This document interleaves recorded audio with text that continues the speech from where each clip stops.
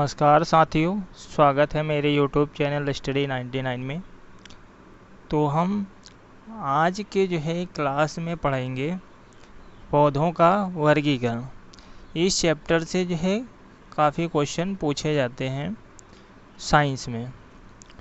तो आप लोगों को पौधों का वर्गीकरण के साथ साथ में और भी क्वेश्चन को हम कंप्लीट कराते हुए चलेंगे।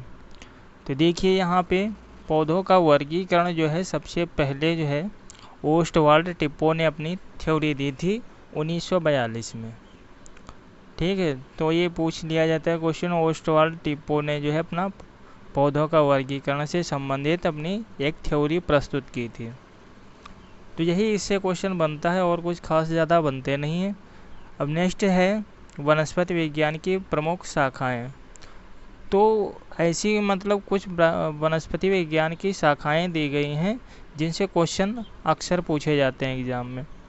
तो यहाँ पर देखिए एनाटॉमी। तो एनाटॉमी क्या है कि आंतरिक संरचना का अध्ययन किया जाता है। एनाटॉमी में पौधों का और जंतुओं का, पौधों का किया जाता है, साथ में जंतुओं का भी किया जाता है। जो आंतरिक संरचना होती है जीवों की या पौधों की, उनके इंटरनल पार्ट का या वर्किंग का अध्ययन किया जाता है, उसे एनाटॉमी कहते हैं। अब देखिए नेक्स्ट है एंथ्रोलॉजी। एंथ्रोलॉजी में क्या होता है, पुष्पों का अध्ययन किया जाता है। जो पौधे होते हैं जो फूल देने वाले, और फूल वाले पुष्पों में उनके अध्ययन किया जाता है फूलों के बारे में। तो ये इसको एंथ्रोलॉजी के अंतर्गत किया जाता है। नेक्स्ट है बैक्टीरियोलॉजी। बैक्टीरियोलॉजी में क्या होता है कि जीवाणुओं का अध्ययन किया जाता है। विज्ञान की शाखा है जिसके अंतर्गत जीवाणुओं का अध्ययन किया जाता है। जैसे लैक्टोबैसिलस है, लैक्टोएसिटाई है, माइकोडर्मा है। तो इनके बारे में, जीवाणुओं के बारे में अध्ययन किया जाता है बैक्टीरियोलॉजी के अंतर्गत। नेक्स्ट है साइटोलॉजी। साइटोलॉजी में ऐसा होता है जो कोशिकाएं होती हैं, कोशिकाओं के बारे में अध्ययन किया जाता है कि अलग अलग प्रकार की कोशिकाएं होती हैं। जैसे जंतुओं में अलग टाइप की होती हैं और पौधों में अलग टाइप की। तो साइटोलॉजी के अंतर्गत उसको अध्ययन किया जाता है।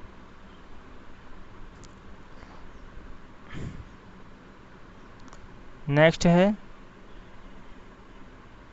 इकोलॉजी। इकोलॉजी पौधों का वातावरण से संबंध का अध्ययन किया जाता है। मतलब पौधों का वातावरण से क्या संबंध है, तो इसको इकोलॉजी बोलते हैं। इकोलॉजी के जनक किसे कहा जाता है, ए.जी. टॉन्सले को कहा जाता है। ए.जी. टॉन्सले।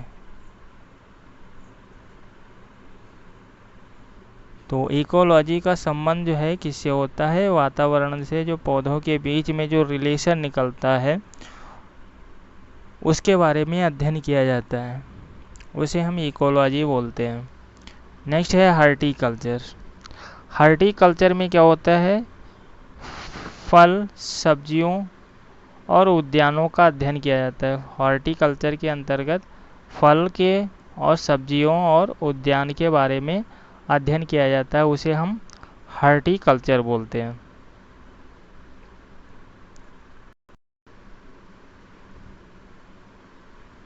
नेक्स्ट है पोमोलॉजी। पोमोलॉजी में सिर्फ फलों के बारे में अध्ययन किया जाता है, उसे हम पोमोलॉजी कहते हैं। नेक्स्ट है स्पर्मेटोलॉजी।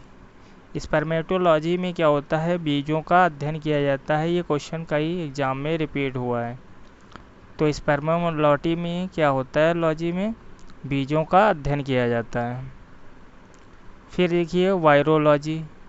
वायरोलॉजी में क्या होता है, विषाणुओं के बारे में अध्ययन किया जाता है। नेक्स्ट है फ्लोरिकल्चर। सजावटी जो पुष्प होते हैं उनके संवर्धन का अध्ययन किया जाता है फ्लोरिलॉजी में, फ्लोरिकल्चर में। जेरेंटोलॉजी।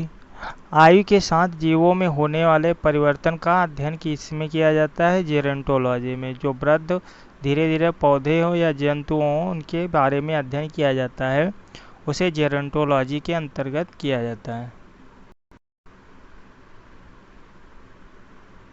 नेक्स्ट है माइकोलॉजी। माइकोलॉजी में क्या होता है? कवकों के बारे में अध्ययन किया जाता है, उसे हम माइकोलॉजी कहते हैं। नेक्स्ट है पैथोलॉजी। पैथोलॉजी में क्या होता है? पौधों पादप रोग और उनके उपचार का अध्ययन किया जाता है, ये पैथोलॉजी के अंतर्गत ही किया जाता है। फाइकोलॉजी। फाइकोलॉजी में क्या होता है? शैवालों का अध्ययन किया जाता है। नेक्स्ट है फिजियोलॉजी। विभिन्न पादप और जैविक क्रियाओं के बारे में अध्ययन किया जाता है।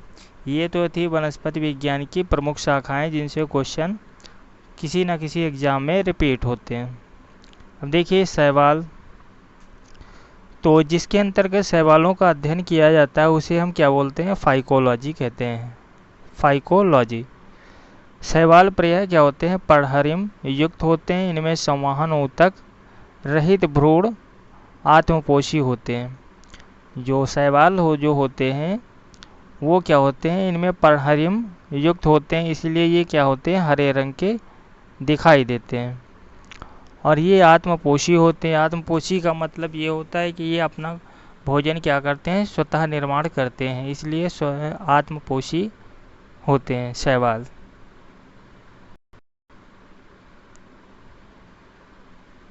अब इसमें जैसे शैवाल कौन कौन से? नास्टाक एनाबिना है, लाइकेन है, क्लामाइडोमोनास है, तो ये शैवाल हैं।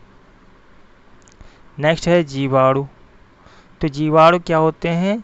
जीवाणुओं का पता जो है सबसे पहले एंटनी वॉन लीवेनहॉक ने किया था। किसने किया था? एंटनी वॉन लीवेनहॉक ने किया था।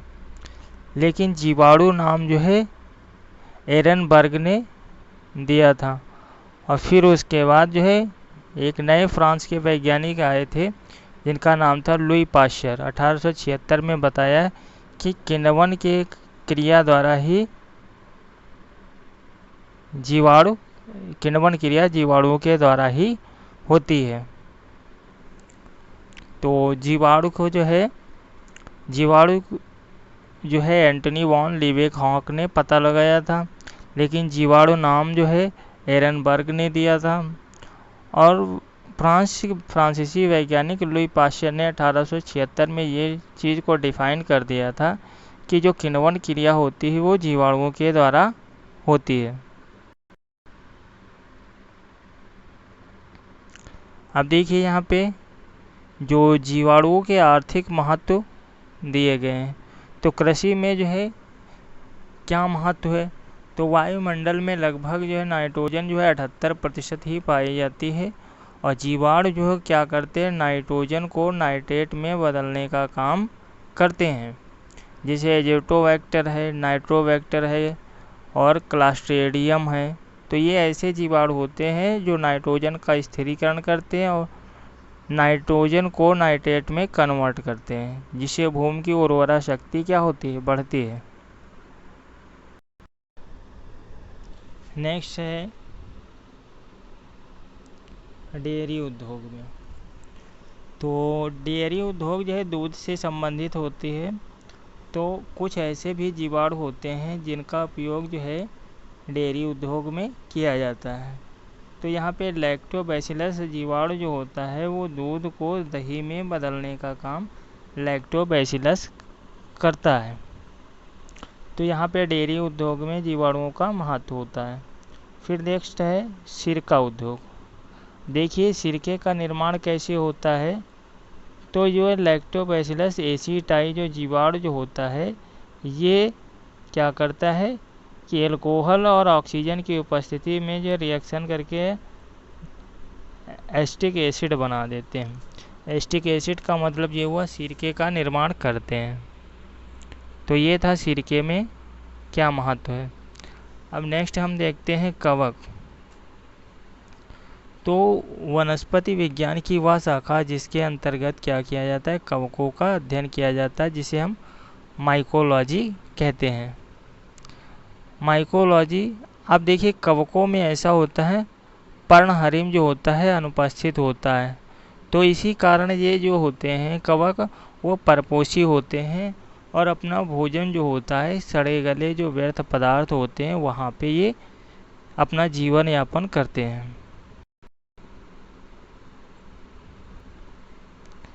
अब देखिए यहाँ पे कुछ ऐसे भी मिलेंगे कवक जो सहजीवी का काम करते हैं, ठीक है। तो जैसे अब कवकों का निर्माण जैसे क्या है, यहाँ पे अल्कोहल के निर्माण में जो जाइमेज कवक का उपयोग होता है। अब देखिए यहाँ पे अलेक्जेंडर फ्लेमिंग ने जो है 1978 में पेनिसिलिन की खोज की थी और 1945 में इनको नोबेल प्राइज़ भी मिला था। तो ये क्वेश्चन पूछा जाता है कि पेनिसिलिन की खोज किसने की थी? फ्लेमिंग अलेक्जेंडर ने की थी।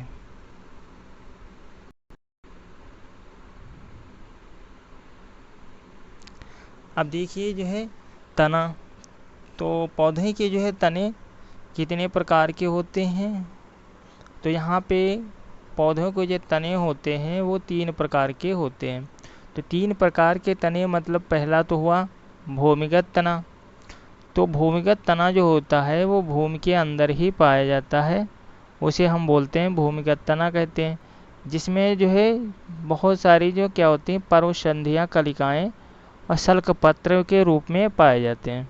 जैसे प्याज है तो प्याज का जो तना जो होता है वो भूमि के अंदर होता है और जिस पे पर्वसंधियाँ भी बनती रहती है और सल्क पत्र का निर्माण होता रहता है। तो ये भूमिगत तने में ही आता है। नेक्स्ट है कंद। तो कंद में क्या आता है? आलू, ये भी क्या है? तना। नेक्स्ट क्या है? सल्ककंद। तो सल्ककंद में क्या आता है? प्याज और लहसुन। तो ये भी क्या है? तना है। अब देखिए धनकंद। तो धनकंद में जैसे आता है बंडा है, अरबी है, जिमीकंद है, केसर है। तो ये धनकंद में आते हैं।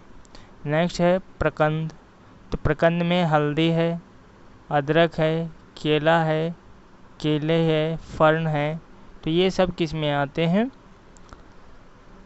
तने के रूप में ही आते हैं। तो इससे क्वेश्चन आता है कि जो है आलू क्या है? तो तना है। इस टाइप से क्वेश्चन आते हैं। या हल्दी क्या है? तना है। उसमें से किस प्रकार का तना है? तो ये इस टाइप से भी क्वेश्चन आता है, तो प्रकंद है। अब नेक्स्ट क्या है? अर्धवायवीय रूपांतरित तने। अर्धवायवीय रूपांतरित तने क्या होते हैं कि पौधे के जो तने जो होते हैं कमज़ोर और मुलायम होते हैं और कायिक प्रजनन से क्या करते हैं, ये भाग लेते हैं।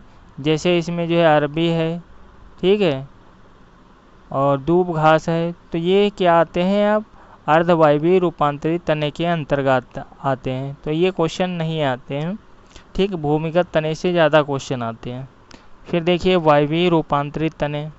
अब वायवीय रूपांतरित तने में क्या होता है कि कुछ पौधे तने जो होते हैं विभिन्न कार्यों के लिए रूपांतरित हो जाते हैं। अब रूपांतरण के बाद तना कहना आसान नहीं होता है। जैसे अंगूर, नींबू, बेर। तो अंगूर, नींबू, बेर ये तने के ही रूप हैं, लेकिन इनको तना आसानी से नहीं कहा जा सकता है। तो अक्सर जो है कंफ्यूज हो जाते हैं विद्यार्थी।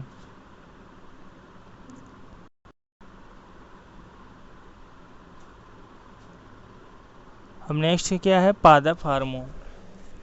अब देखिए पादप हार्मोन क्या होते हैं? तो पौधों की वृद्धि जो है पतझड़ पुष्पों का बनना, फल की वृद्धि आदि पर इन पर हार्मोन निश्चित करता है।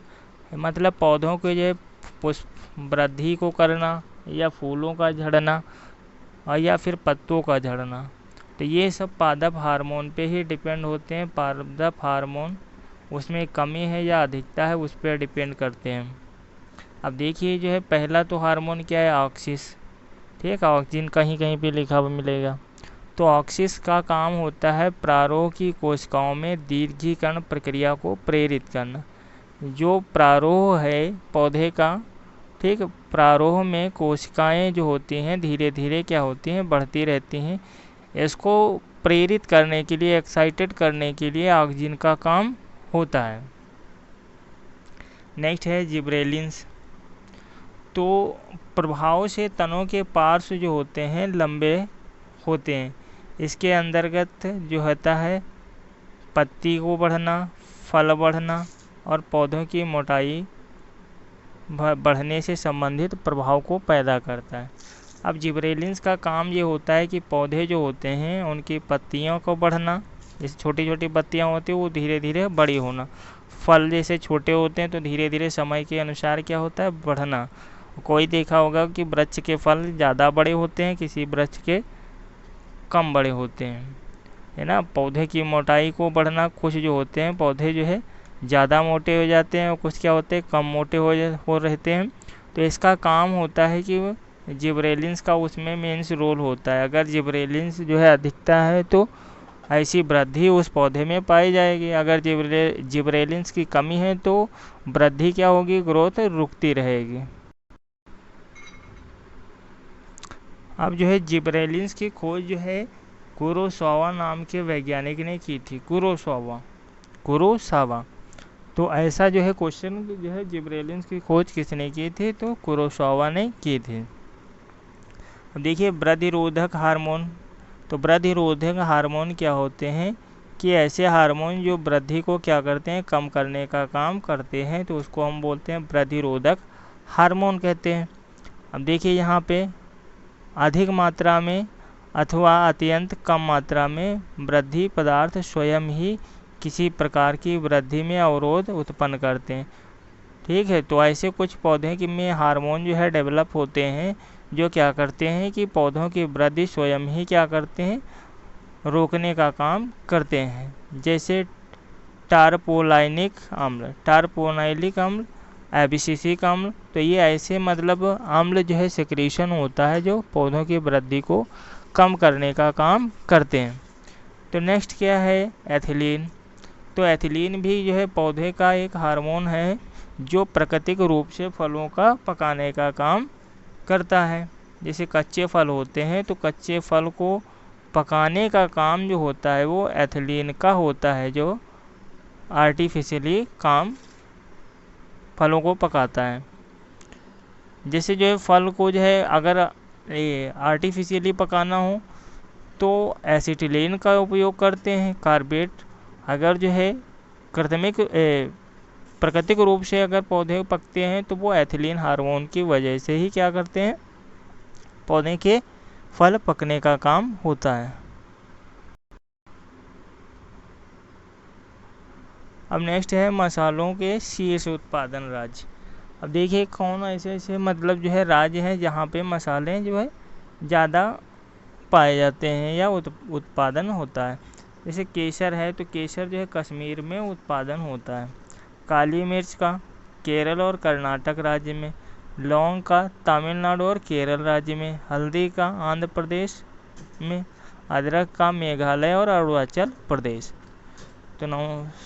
तो ये तो था पौधों का वर्गीकरण।